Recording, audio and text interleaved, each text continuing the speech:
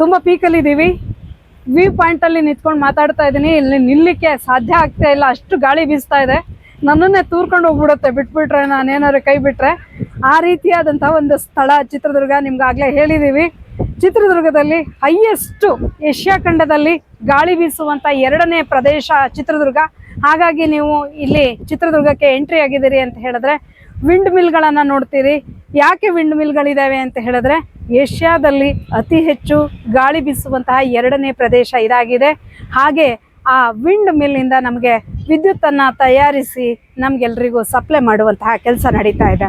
ಹಾಗಾಗಿ ನೀವು ವಿಂಡ್ ಮಿಲ್ಗಳನ್ನು ಕೂಡ ನೋಡ್ತಾ ಇದ್ದೀರಿ ಬೆಟ್ಟ ಗುಡ್ಡಗಳ ಮೇಲೆ.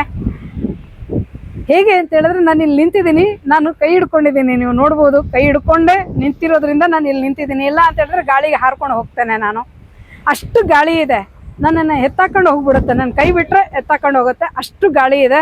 ಇಂಥ ಒಂದು ಪ್ರದೇಶವನ್ನು ನೀವೆಲ್ಲರೂ ಕೂಡ ಬಂದು ಒಮ್ಮೆ ನೋಡಿ. ಪ್ರವಾಸಿ ತಾಣ ಇದು, ನೀವು ಒಂದು ದಿನದಲ್ಲಿ ಬಂದು ನೋಡ್ಕೊಂಡು ಹೋಗುವಂಥ ಪ್ರವಾಸಿ ತಾಣ.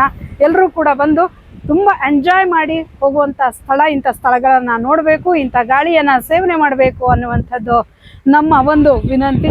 ಹಾಗಾಗಿ ಎಲ್ಲರೂ ಕೂಡ ಚಿತ್ರದುರ್ಗಕ್ಕೆ ಬನ್ನಿ. ಸ್ವರ್ಗ ನಮ್ಮ ದುರ್ಗ.